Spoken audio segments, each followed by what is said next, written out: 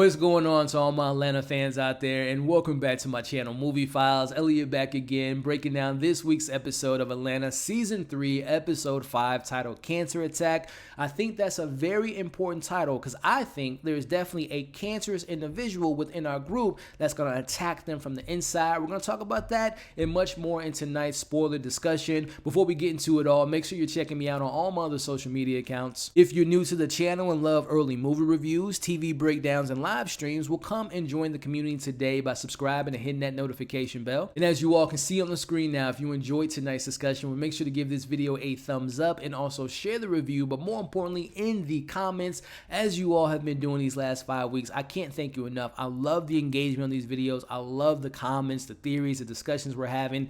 Let's continue that in tonight's episode. Before we talk about tonight's episode, go ahead and leave your thoughts in the comments now. We're at the halfway point of season 3.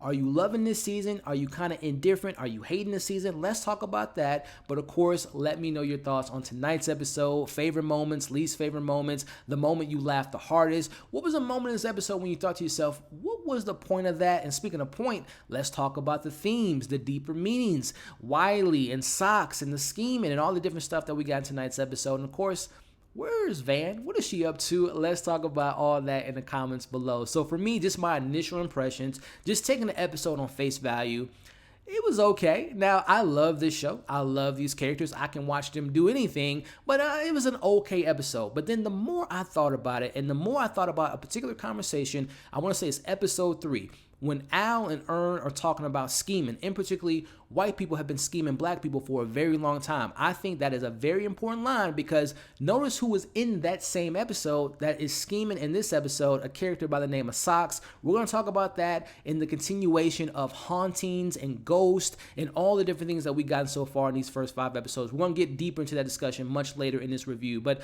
again, on face value, I thought it was just an okay episode. But then the more I thought about it, I'm like, okay, no, it's a deeper meaning in this episode. Now, I don't think it's as thought-provoking as last week's episode, but there's still a lot to take away from it. Let me know your thoughts on all that, starting in the comments. But speaking of starting, let's get into tonight's discussion. Full spoilers ahead as we open the episode up with, I guess we're going to be dealing with a haunted venue as we see Earn and making sure, speaking of Earn, what a growth of the character. I think about Earn season 1, season 2, and how he was trying to manage the situation, trying to get these gigs for Paperboy. Like, y'all remember when he used to go to the strip club and didn't get, my man, you didn't get paid? We have come a long way on this Europe tour as they're now in Budapest. And again, I appreciate the growth in Earn, and we'll talk about him a little bit later. But I'm peeping game. I'm loving the hustle from that character. But getting into one of the discussions here very early on. I don't know if you all noticed peep game very early. You see how that security guard was checking on Earn's name badge. He checked him on the list, and he looked at him and said, okay, you're good. Now, very, very early in the episode, there is a guy that has a bunch of coffee, and the security guard said, oh yeah, go ahead, just walk on by. He lets him by, and then notice, I don't have a screenshot of it, but I want to say it's like 3 minutes and 12 seconds in tonight's episode, Wiley walks right past him. So I just think that speaks more to the greater theme of this season. People overseas love Paperboy, but at the end of the day, you're still black and your crew's still black, and particularly when we saw Al, or I should say Earn, when he's like, all right, dude, yeah, you doing your thing, but you're still black. So I think that continuation of racism, microaggressions, and also discrimination is very prominent in this episode. So let me know if you all peeped that very early on, especially with Wiley walking right past that security guard. So getting into tonight's themes, as we see Darius is talking about that this is a haunted venue. He wants to go on this haunted tour around the place, which, by the way, Darius doesn't do a lot in this episode, unless I missed something. There's some funny moments that he does that we'll talk a little bit about later, but let me know if I missed something maybe more deeper of what's going on with Darius, because he just wants to go on this tour of this haunted venue. I don't know if there's more meaning to that, but speaking of haunted, I do think there's an important line that he says to Al very early on. He's like, man, I'm getting vibes from when we were in Milwaukee, and he's like, oh, when you saw that ghost? He's like, yeah, I did see a ghost. He's like, boy, you didn't see no ghost. You saw your own reflection. That continuation, I brought it up in episode 2. The theme of ghost, but more in particularly, it wasn't really like a ghost in this episode, but that theme of like haunting. I think that there is something that's haunting Al and Paperboy, and I think we're going to get into that discussion in regards to, I don't think he wants this lifestyle much longer. We're going to get into that a little bit later, but let me know what you all, again, the ghosts, the haunting that we've gotten so far in this episode and so far in this season. But a big discussion point we've addressed it in, we had a live stream episode 1. We talked about it a couple times in the previous episode, but let's talk about it more in depth. What's going on with Van? Now, she is not seen in this episode. Obviously, we get the text message exchange between her and Earn, but the comments right now are, I believe she's just on a self-journey discovery. What she saw in episode 2 would change me. If I saw someone die, Tupac die in the way that they killed him off, I think that would have changed me. And I think she's just looking at life from a different lens, from a different perspective. What's the meaning of life? Why am I here? I think she's going on that journey. But I know a lot of you are like, is she okay? Is she depressed? The more interesting theory that I saw in the comments, is she dead? Now, I don't think Van is dead. I know a lot of people go back to episode 3 when they see her walk through a pole. I think that was just like a post-edit issue. Now, again, I wouldn't put it past Atlanta of her being maybe spiritually something going on there, but I don't personally think that Van is dead because she's interacted with other people besides our crew in the season. So let's talk about Van starting now. We're going to talk about her a little bit later, but what are your thoughts on Van and what's going on with her? Let's talk about that in the comment section. But going back to why I brought up Van is because we see Earn texts her and it's been like 6 days since they communicated, and he doesn't want to be that guy. He doesn't want to be the baby daddy, the ex-boyfriend that's like, WTF, where aren't you responding? Where are you? He doesn't want to be pressing her because the last time they talked, she said to Earn, I'm just living my life. Go ahead and live your life. Let's just, enjoy life. So I think he doesn't want to be that guy. I think that's why he took off that WTF very early on in his text message. Let me know what you all interpreted that moment as. But getting back into interesting moments, and this is a discussion I want to have with you all, starting with this topic here.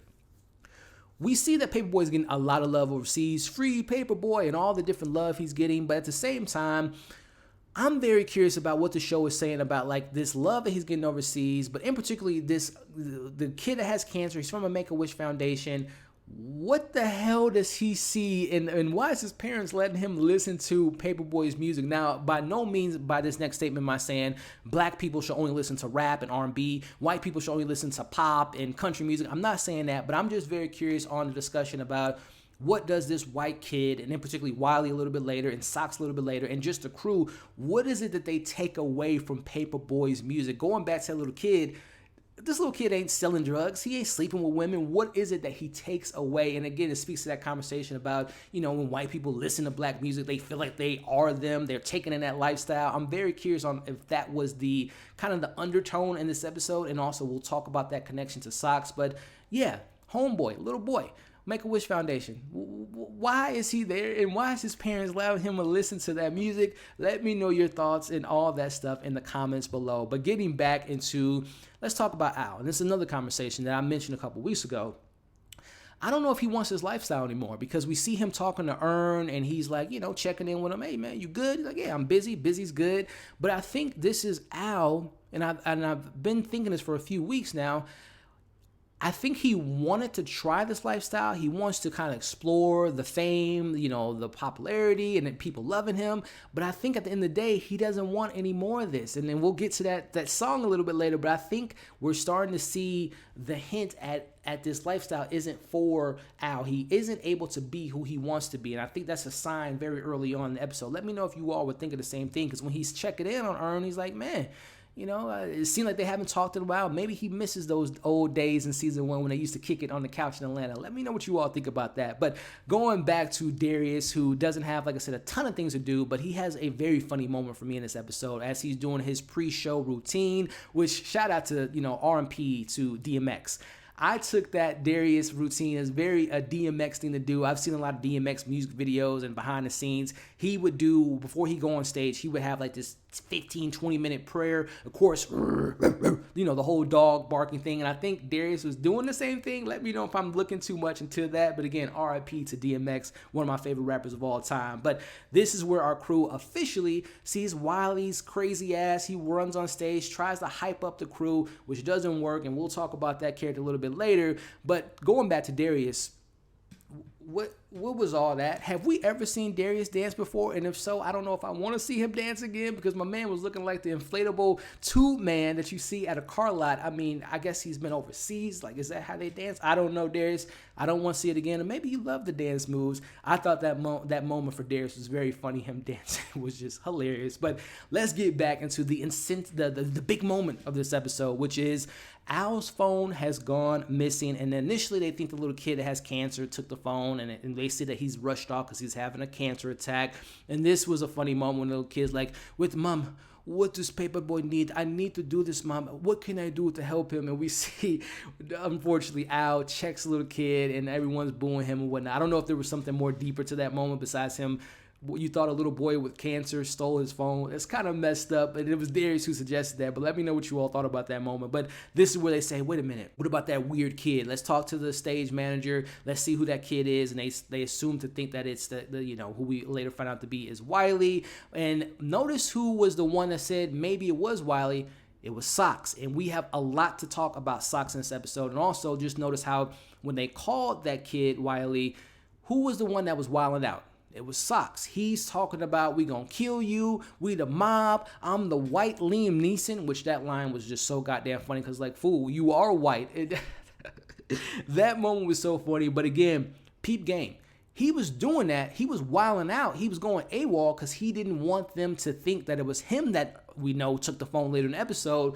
If it was me, and this is just me, how I live life, whenever there's something like that, someone stole something, someone's lying to me, always notice it's the one that's wilding out. It's the one that's like, no, it ain't me. Like the one that's always panicking, going crazy, doing stuff like Socks did. That always raises a red flag for me. But they didn't really peep game. He was finessing them. He was scamming them, that we'll talk a little bit about later. But it works as we see Wiley makes his way back to the venue, and this kid is sus. He is very odd. By the time I'm recording this video, they don't have the full list of the cast members, but shout out to that actor. He was great. He was definitely off his kilt. He was definitely weird. He was very creepy. That kid did a fantastic job in his portrayal as Wiley in this episode. Just want to give him a quick shout out.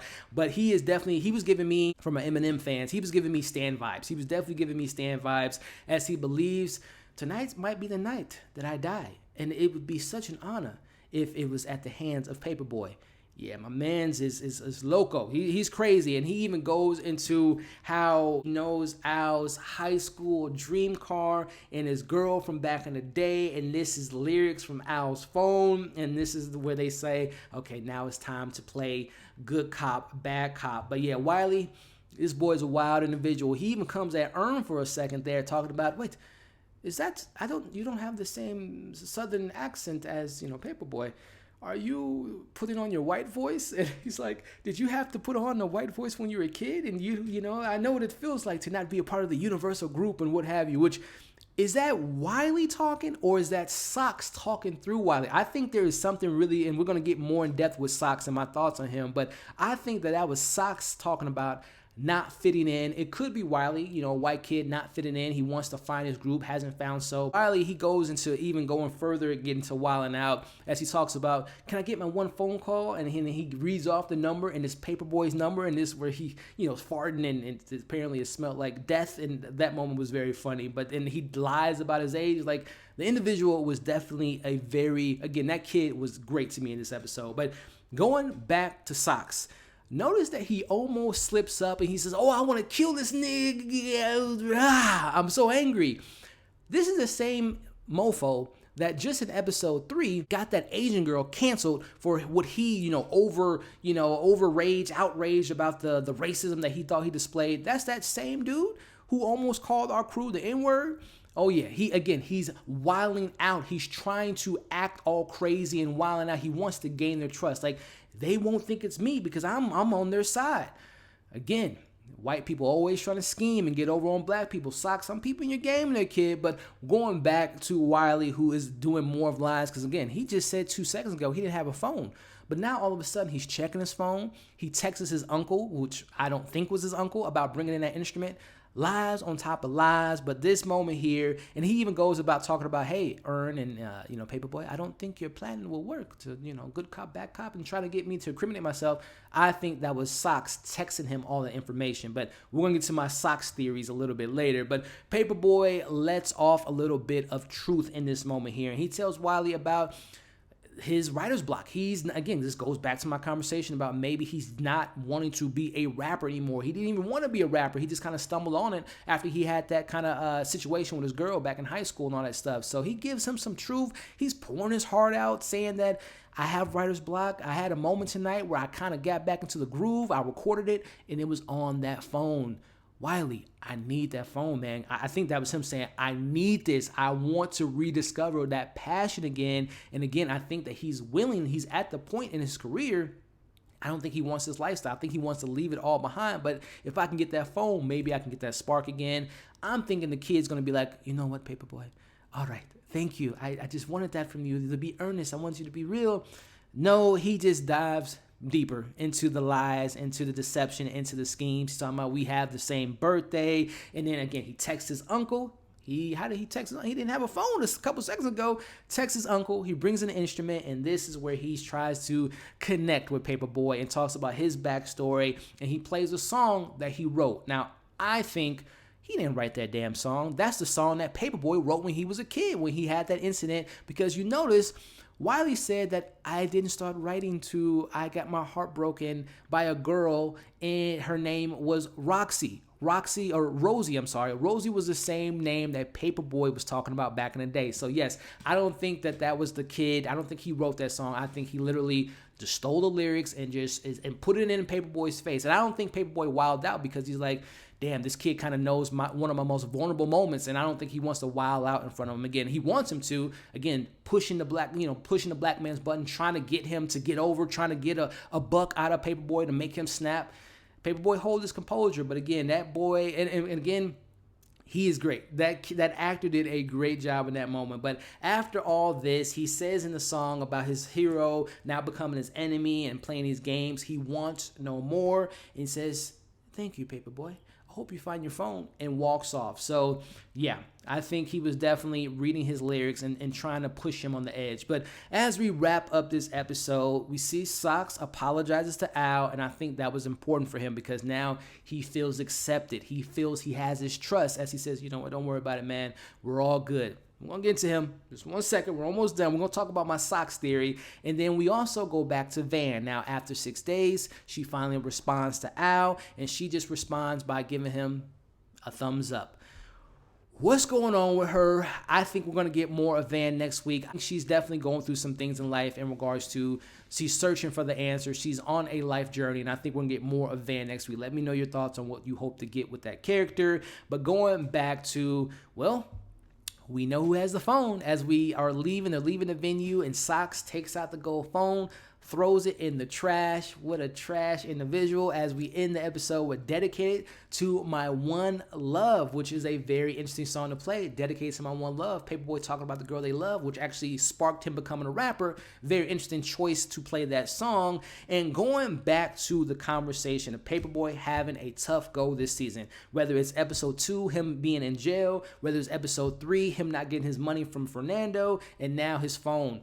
I think these are just one of many examples of him just being like, at Atlanta, I get shit on, I get locked up in episode 1, I'm not getting the respect I want. Let me go overseas and try to live this lifestyle. He's still having controversy, having, things he has to overcome. I think these are just many examples of ultimately, I think he's going to put it away. I think he's going to walk away from the game, which in return is going to obviously upset Earn because this is his way of getting paid. This is how he feeds his daughter. This is how he makes a living. I think that that's something that we're going to get in more episodes of Paperboy. But speaking of Paperboy, and speaking of that cancer I talked about earlier in this episode, I think the title of this episode is important because I think the cancer, in my example, is Socks. And I think that he is cancerous. He's killing our crew from the inside. He wants to take down the successful black man and the crew around him by taking his phone, taking his lyrics, taking his inspiration, taking with getting that spark again. I think that is the cancer that they were referring to in the title of this episode. But then you start to think, why is he even around? Is he like pretending to be a tour guide that he knows people? Who does Socks work for? Is he doing this on his own, or is he doing this from someone else's direction? Who wants revenge? Let's talk about the connections of episode 2. Where did they meet Socks? It was at Fernando's party. What happened at the end of Fernando's party? Al chopped down his tree. Is Fernando, did he pay Socks to compromise this man and, by taking down his tree? Is that a possible connection? Let me know your thoughts on that. Remember the conversation again about the scheming, about black people being taken advantage of, white people. I think that is a huge point of the Socks character, being someone that's scamming this successful black man and taking him down. I think that is something that we are seeing right now. And again, going back to, in return, if they do put the pieces to the puzzle together that, Socks worked for Fernando, or Socks came from the party that was Fernando's party that Earn set up, will we see that beef and we see Al blaming Earn for all the nonsense and all the stuff that he's been going through with him losing his phone and whatever shenanigans we're going to see Socks get into maybe later in the season? And then also, there is an individual out there, Yoo-hoo, I'm talking about Clark County. Is he somehow involved? Did he pay Socks to meet Darius, to gain their trust, to get into the group, to tear them down from the inside? A black man tearing down another black man? The haunting of Al and Earn? Let me know your thoughts on that. But overall, like I said, when I looked at it from face value, I enjoyed it. But the more I thought about, again, the curses that they talk about this episode, the hauntings they talk about this episode, the scamming they talk about in the season so far, I think that there's a lot to be said about that. So, hey, that's my thoughts. Those are my predictions. Those are my theories. Let me know your favorite moments, least favorite moments, what you took away from the episode, and let's have that discussion in the comments. If you stuck around to this point in the review, I appreciate you all. Before you leave, make sure you're liking the video, sharing the video, leaving your thoughts in the comments, and of course, subscribe to the channel. Hit that notification bell. Thank you for watching the review. Hope you enjoyed it. Hope you're staying safe. As you can see on the screen now, subscribe to my channel. Check out my other content. We'll catch you all on the next video.